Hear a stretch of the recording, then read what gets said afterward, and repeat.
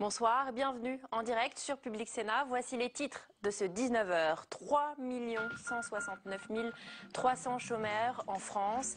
Et en janvier, la situation s'est fortement dégradée avec une hausse de 1,4% du nombre de demandeurs d'emploi. Les auteurs de crimes de guerre, de génocide et de crimes contre l'humanité pourront bientôt être jugés en France, et ce, même pour des actes commis à l'étranger. La proposition de loi vient d'être adoptée au Sénat. François Fillon avance ses pions et prépare le terrain pour 2017. L'ex-premier ministre réunit ses troupes en ce moment même lors d'un meeting à Paris, alors qu'il a officiellement annoncé sa non-candidature à la mairie. Mais tout de suite, nous retrouvons Michel Grosshort en direct du Salon de l'Agriculture. De quoi allez-vous parler, Michel, avec vos invités ? Eh bien, Marie, ce soir, nous sommes donc installés ici au milieu des stands colorés et très créatifs, des stands qui vantent l'excellence agricole. Nous nous interrogerons sur le lien de confiance qui s'est distendu entre les producteurs et les consommateurs, et on verra que l'affaire de la viande de cheval amène à s'interroger plus avant, paraît-il. Est-ce qu'il n'y a pas trop d'antibiotiques que l'on retrouve désormais dans notre corps après être passé dans l'assiette? Nous en parlerons avec nos invités. Très bien, on vous retrouve tout à l'heure, Michel. Pour le 21e mois consécutif, le nombre de chômeurs en France a augmenté. Ils sont désormais 3 169 300. Rien ne semble arrêter cette spirale du chômage. Les chiffres en détail avec Mathilde Bélanger. Cela fait désormais 21 mois que le chômage ne cesse d'augmenter. 3 169 300 demandeurs d'emploi en janvier, c'est 43 000 de plus qu'en décembre. La hausse s'élève à 1,4% en un mois. Un très mauvais signe pour le gouvernement, où frôle en effet le record de 1997 qui s'élevait à 3,2 millions de chômeurs. Parmi les plus touchés, les plus de 50 ans, 1,8%. Les chômeurs de longue durée atteignent quant à eux un record absolu, près de 2 millions.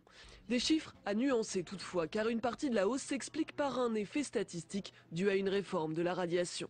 François Hollande a réitéré sa promesse d'inverser la courbe du chômage avant la fin de l'année, mais il la conditionne désormais à une hypothétique reprise, signe que l'objectif s'annonce de plus en plus difficile à atteindre. Et Didier Guillaume, vice-président du Sénat, était l'invité de Preuve par 3 sur notre antenne. Il y a quelques instants, il a réagi aux mauvais chiffres du chômage. On l'écoute. Oui, c'est dramatique. Et je voudrais vraiment, et ce n'est pas un fait de discussion, mais avoir une pensée pour les 3 millions de nos concitoyens qui sont au chômage. C'est insupportable. Et tous les gouvernements qui se sont succédés ont essayé de résorber le chômage. Mais nous sommes dans une spirale, dans une crise européenne, dans une crise mondiale qui est terrible. François Fillon tient meeting en ce moment même à Paris, un moyen de revenir sur le devant de la scène médiatique. Dans un entretien accordé au Monde, l'ex-premier ministre confirme qu'il n'est pas candidat à la mairie de Paris et qu'il soutient Nathalie Kosciusko-Morizet. Celui qui vise la présidentielle en 2017 espère prendre de la hauteur avec plus ou moins de succès. Les explications de Mounir Soussi. François Fillon pose des balises sur le chemin de la présidentielle 2017. Le candidat malheureux à la tête de l'UMP dévoile sa stratégie. Première étape, il renonce à la mairie de Paris et adoube Nathalie Kosciusko-Morizet. Depuis plusieurs mois, on a senti que cette ambition-là ne le travaillait pas au cœur. Donc ce n'est pas une surprise.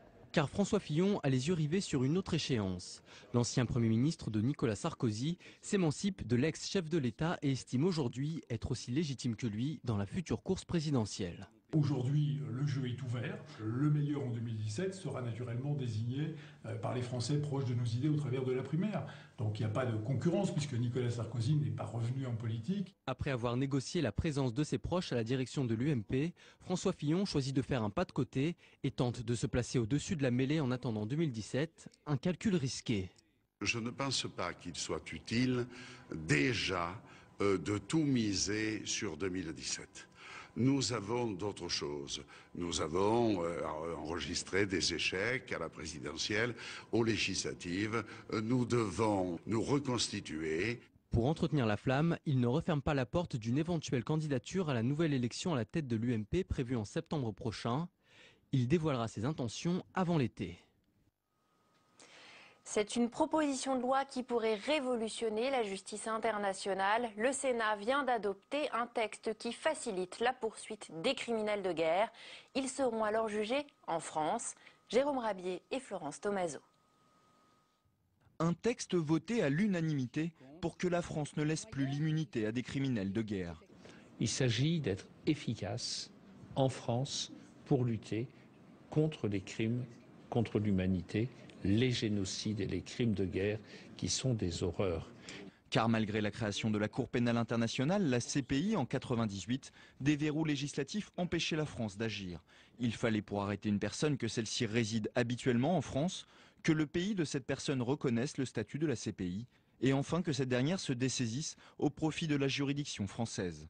Le Sénat a voté la suppression de ces 3 conditions. En revanche, c'est toujours le procureur de la République, dépendant du ministère, qui décidera d'engager ou non des poursuites. Un 4e verrou trop dépendant du bon vouloir politique pour certaines associations. Tant que le 4e verrou subsiste, la France, à nos yeux, ne se met pas en règle avec ses obligations internationales et avec le devoir qui est le sien de tout mettre en œuvre pour pouvoir poursuivre, arrêter, juger les auteurs de crimes internationaux les plus graves qui se trouvent sur son territoire. Des associations qui reconnaissent tout de même des avancées avec ce texte. Concrètement, les auteurs ou complices de crimes de guerre, de génocide ou de crimes contre l'humanité ne pourront plus passer en France sans aucun risque. On peut avoir le cas d'un tyran, d'un barbare qui passe par la France pour aller ailleurs et qui à ce moment-là pourra être poursuivi dans notre pays, jugé dans notre pays, condamné dans notre pays et même évidemment faisant sa peine dans une prison française. 15 ans après la création de la Cour pénale internationale, le Sénat adapte enfin le droit français avec cette juridiction d'exception. Il faut désormais que l'Assemblée nationale inscrive le texte à son ordre du jour et le vote pour qu'il rentre enfin en application. En pleine intervention armée au Mali et alors que le ministre de la Défense annonçait aujourd'hui le coût de cette opération, à savoir 100 millions d'euros, le président du Sénat s'est entretenu avec le président de l'Assemblée malienne, Younousi Touré. À l'issue de l'entrevue, Flora Sauvage a recueilli les impressions de Jean-Pierre Bel. Nous avons d'abord voulu témoigner notre soutien à nos amis maliens, au peuple malien. Et puis nous avons ensemble abordé, comme le président vient de le dire, un certain nombre de sujets, la feuille de route de la transition politique, la commission nationale de dialogue et de réconciliation qui se met en place. Et puis nous voulons être à leur côté pour l'avenir, c'est-à-dire pour la reconstruction qui est absolument nécessaire aujourd'hui dans ce pays. L'Italie est-elle encore gouvernable? Les résultats des élections législatives plongent le pays dans l'impasse politique. Le Sénat se trouve sans majorité et avec le succès du mouvement du comique Beppe Grillo, les traditionnels partis centristes sont affaiblis. L'Union européenne et les marchés financiers s'inquiètent. Flora Sauvage. Ce mardi, la presse italienne est unanime. L'Italie est plongée dans une impasse politique. Le Corriere della Sera évoque la victoire des eurosceptiques face à la politique de rigueur économique menée par Mario Monti. Avec une majorité de gauche à la Chambre des députés et une majorité de droite au Sénat, une alliance s'annonce difficile. Pardon pour mon langage, mais c'est un énorme bazar. Ce n'est pas gouvernable. Le gouvernement ne peut pas gouverner. Car le système italien implique que le gouvernement obtienne la confiance de la Chambre des députés et du Sénat. Au lendemain du scrutin, le risque de blocage est réel. Battu à la Chambre des députés, Silvio Berlusconi est arrivé en tête au Sénat et l'ex-comique Beppe Grillo a déjà annoncé qu'il refuserait de s'allier avec le centre-gauche de Pierluigi Bersani, arrivé en tête à la Chambre des députés. Ce matin, les bourses se sont effondrées dès l'ouverture et l'instabilité politique a eu un effet de contagion sur les marchés financiers. L'inquiétude se répand en Europe, mais on espère tous que cela ne va durer que quelques jours et que les politiciens italiens vont parvenir à résoudre cette équation difficile avec un grand sens des responsabilités. À Bruxelles, les dirigeants européens ont appelé de leur vœu l'Italie à former un gouvernement au plus vite. Mais il semble probable que la troisième économie de la zone euro doive retourner voter, soit pour tout le Parlement, soit uniquement pour le Sénat. Et tout de suite, direction Porte de Versailles où nous retrouvons Michel Groschior et ses invités au Salon de l'Agriculture. Michel, c'est à vous. Merci Marie, effectivement ici au Salon de l'Agriculture où je vais être un brin provocateur. Tiens, Salon de la pharmacopée pour les animaux. Ce sera le débat qui va nous occuper ce soir. à la suite de certaines accusations alarmistes et qui pointent d'ailleurs les conséquences pour l'homme. Alors on va en débattre avec nos invités qui sont tous là, qui représentent un éleveur, les vétérinaires et puis également les associations de défense de la nature et de l'environnement. Monsieur le sénateur, bonsoir. Mais d'abord le point sur cette question, sachant évidemment qu'ici au salon, sur la question des antibiotiques qui finissent dans nos assiettes, on relativise. Cécile Sixou. Alors on va lui donner des sachets réhydratants parce qu'il a un peu chaud. Médicaments, antibiotiques, les animaux aussi se soignent et comme chez les humains, des résidus peuvent être retrouvés dans le corps. Mais pour Véronique, vétérinaire, il n'y a pas de quoi s'alarmer. On peut retrouver certains résidus, mais c'est pas parce qu'on retrouve un résidu qu'il a une valeur toxique. Un résidu a une valeur toxique seulement et seulement si il a une dose au-dessus d'une norme de toxicologie qui a été mise en évidence par des biologistes et des médecins. De ce fait, on peut complètement rassurer les consommateurs sur la qualité de la viande française. Une qualité très encadrée, en effet, si un animal est sous antibiotiques, la loi prévoit un délai avant que celui-ci ne soit mis en consommation. Par ailleurs, toute prise de substance est consignée dans un registre, une sorte de carnet de santé régulièrement contrôlé. Tous ceux qui sont destinés à la consommation humaine, ceux-ci doivent être remplis. Ces carnets sont aussi une manière de vérifier l'utilisation excessive des antibiotiques. Dès lors qu'on administre des antibiotiques, il y a un risque de développement de résistance à ces antibiotiques. C'est un risque qui est, on va dire, partagé, qui se transmet de l'homme à l'animal, de l'animal à l'homme et à l'environnement. C'est vrai qu'il y a une circulation des gènes de résistance au sein de la population bactérienne que contiennent ces animaux. Depuis novembre 2011, le gouvernement a lancé un plan destiné à réduire la consommation d'antibiotiques. Trop tard, jugent certains, avec le scandale qui secoue actuellement la filière, la suspicion des consommateurs est si forte qu'il faudra sans doute une plus grande transparence. Voilà, donc on va parler des antibiotiques, mais pas seulement, puisqu'on évoque également les anti-inflammatoires, et puis il y a également les hormones qui se retrouvent dans la viande, et donc dans le corps des consommateurs que nous sommes tous ici. Alors nos invités ce soir, François Tabuy, bonsoir. Vous êtes président des jeunes agriculteurs. Vous êtes vous-même un éleveur en montagne, en Haute-Savoie.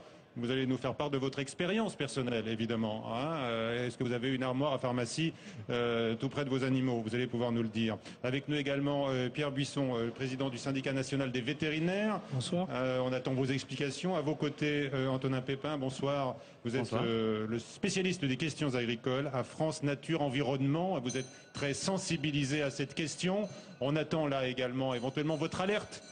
Et puis avec nous également... Ce soir, je vous le disais, Monsieur Émorine, Jean-Paul Émorine, bonsoir. Vous êtes sénateur UMP de Saône-et-Loire. Bonsoir. Et ancien agriculteur. Ancien éleveur. Donc, ancien éleveur. Je suis dans l'actualité. Alors, Monsieur Tabuy, d'abord, est-ce que vous êtes surpris quand certains agitent le spectre d'un nouveau scandale qui serait devant nous, celui des antibiotiques? Vous, à votre niveau, quel usage est-ce que vous en faites? Non, mais je crois que je ne suis pas surpris dans le sens où on est vraiment dans une escalade aujourd'hui de faits, etc. Alors, vous évoquez un article qui vient de paraître, où finalement, moi, je note quand même... C'est l'essayiste Fabrice Nicolo, voilà, qui a publié plusieurs livres et qui a consacré une page entière dans l'édition du Monde datée de ce jour à cette question. Moi, je suis aussi là pour rappeler autour de cette table aussi que les jeunes, on croit à l'élevage, et c'est aussi notre raison d'être ici au salon, de dire finalement que tous les jeunes qui rentrent dans le milieu aujourd'hui sont formés, et je crois que l'utilisation de ces matières-là, comme on les utilise pour finalement la protection de la santé humaine, on sait les utiliser.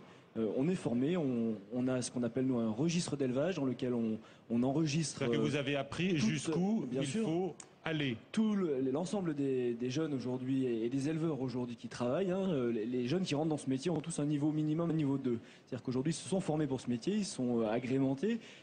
Effectivement, on utilise, mais comme pour finalement la protection de la santé humaine, quelques produits parfois.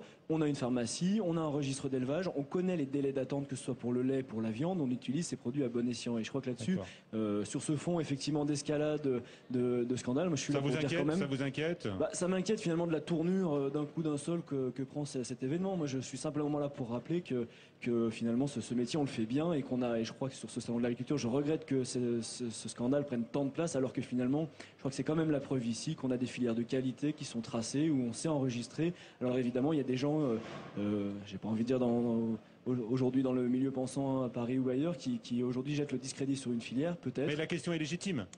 Évidemment qu'elle est légitime parce que c'est de la l'alimentation, on a raison de la traiter. Cela dit, moi j'ai envie de dire aussi, voilà, je suis agriculteur aujourd'hui, on a fait ce métier-là.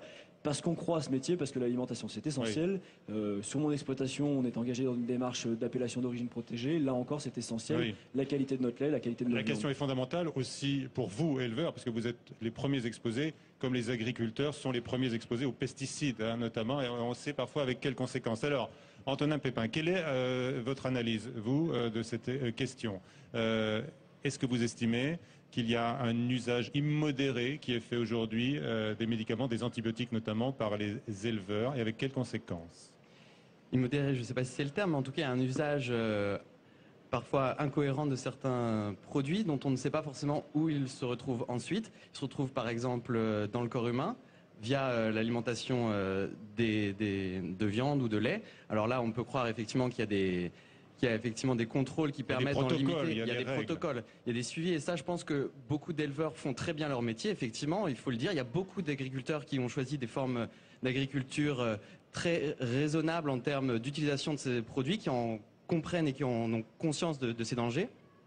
Puis un deuxième problème avec ces antibiotiques, c'est qu'ils peuvent se retrouver via, par exemple, les déjections des animaux dans le milieu naturel. Alors là, il y a un problème direct sur les écosystèmes, sur la biodiversité, qui sont au contact de ces antibiotiques dans les excréments et qui en pâtissent. Et il y a un deuxième problème, c'est qu'on va favoriser dans ces milieux, dans nos campagnes, des bactéries qui vont devenir résistantes à ces antibiotiques et qui peuvent poser des problèmes pour la santé humaine a posteriori et à plus long terme. Et ça, ces effets à long terme, on ne les a pas encore assez anticipés. Et pour l'homme, on a déjà des études pour l'homme. On dit par exemple que la recrudescence des maladies nosocomiales dans les hôpitaux découle justement de fait qu'on n'est plus protégé, puisqu'il y a une résistance qui se développe. Et vous avez des informations là-dessus?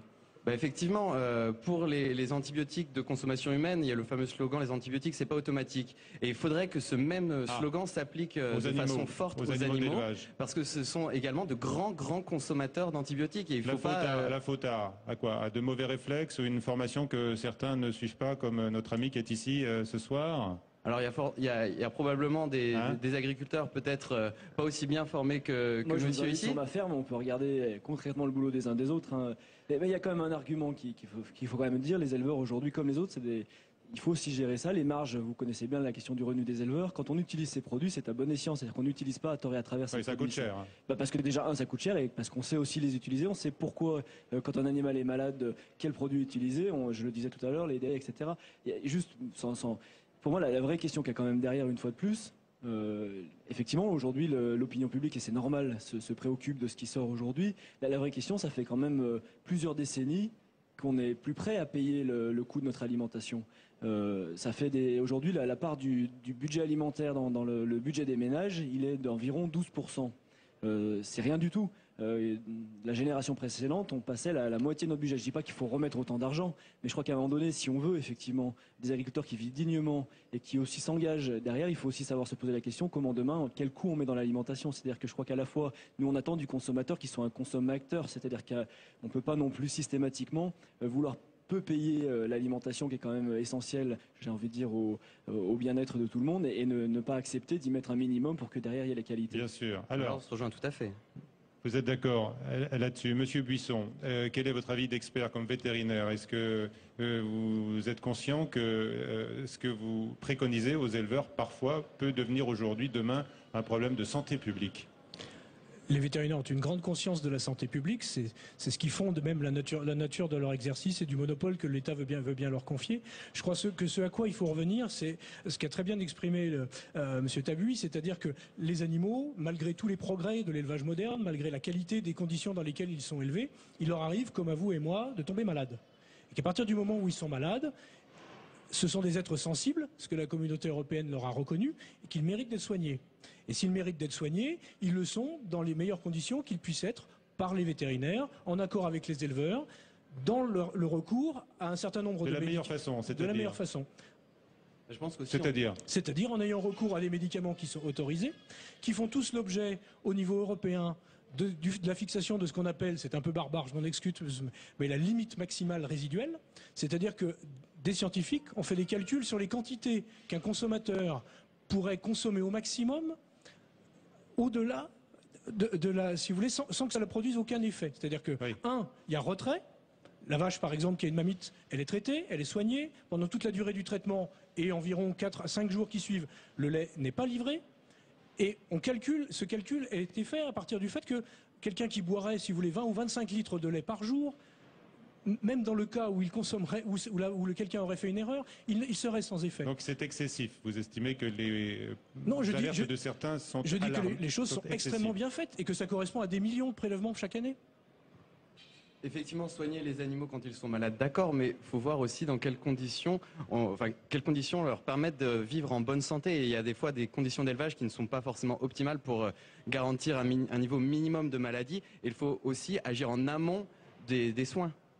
Alors, Monsieur Emmerich, quel est votre sentiment? D'abord comme élu et puis également comme ancien éleveur, vous l'avez rappelé. Oui, je voulais rappeler la période où j'étais éleveur. Il n'y a aucun éleveur qui utilise des antibiotiques pour se faire plaisir. Je crois que ça a beaucoup évolué. Tout à l'heure, le représentant des jeunes agriculteurs a parlé du registre. Eh bien, le registre est fait pour enregistrer, bien sûr, par rapport à un animal, la dose d'antibiotiques. Mais il faut savoir que les antibiotiques sont délivrés sur une ordonnance des vétérinaires. C'est à partir de cette ordonnance que l'éleveur va utiliser cet antibiotique. Puisqu'il y a des délais pour les abattages et l'antibiotique paraît indispensable quelquefois. Mais là, je crois qu'on est sur quelques cas particuliers, c'est comme pour la viande de cheval, et ce cas particulier peut être révélateur pour l'ensemble de l'élevage. Aujourd'hui, il faut savoir qu'en France, et il se trouve qu'au Sénat, j'ai fait un rapport au moment de l'épisode de fièvre afteuse au début des années 2000. Qu'est-ce qu'on a découvert? Nous avons le meilleur réseau de surveillance en matière d'élevage, la représentation des éleveurs avec les groupements de défense sanitaire,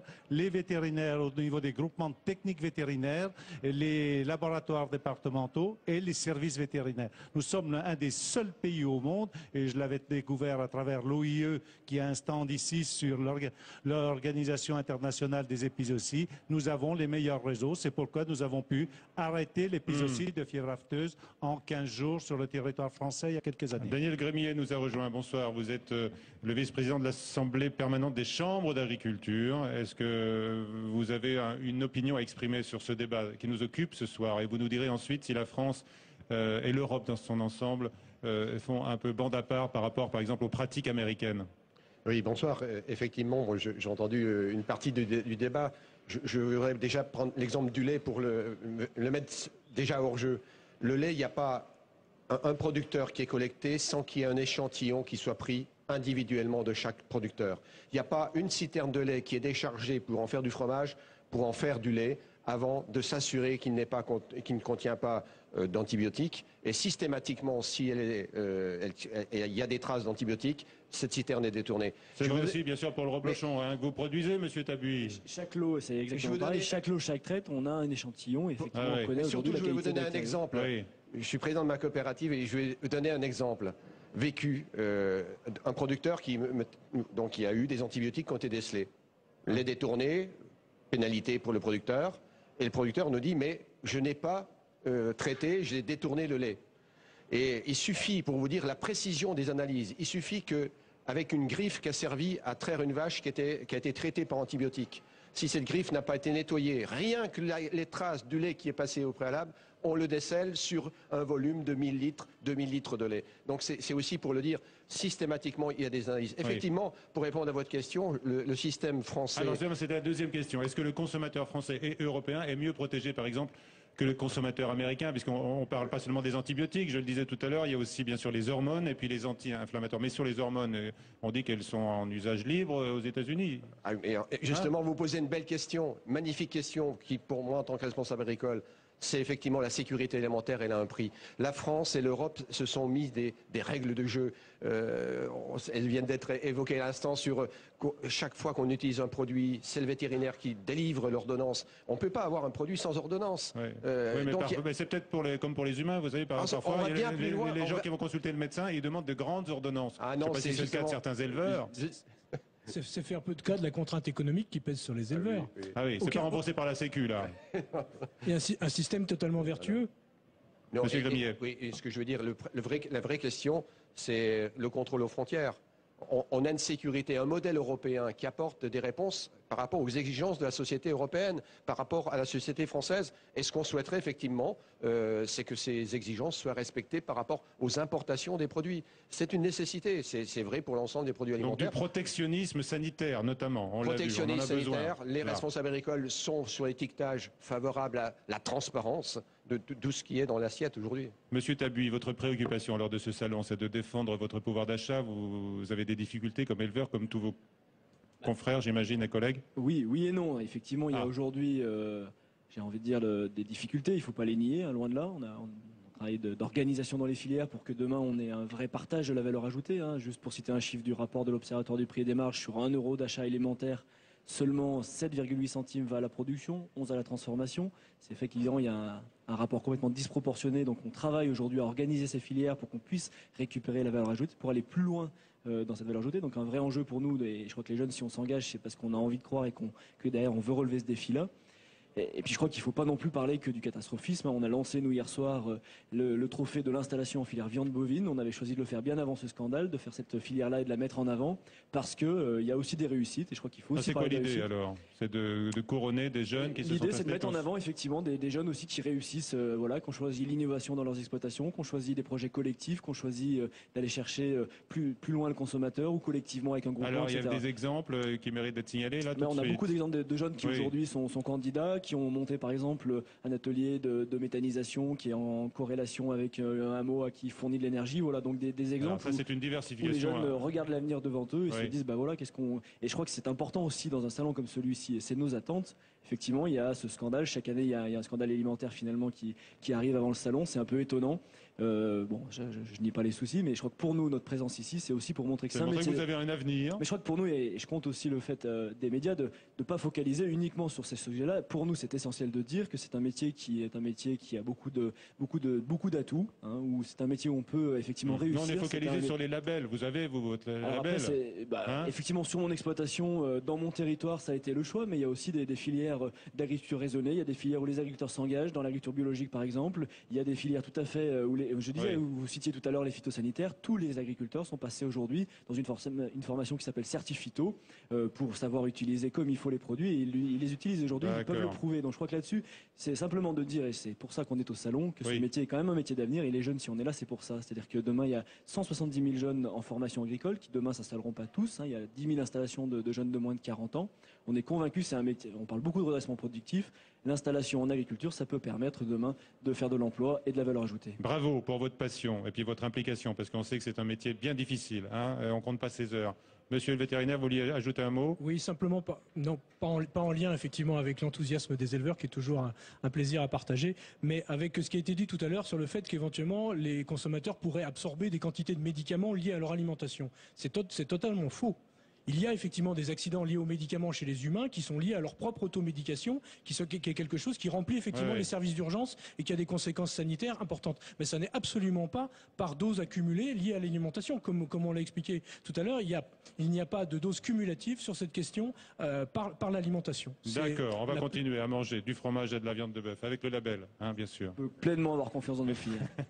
Merci à vous tous, merci d'avoir participé à ce journal ici. Bonsoir à tous et à très vite.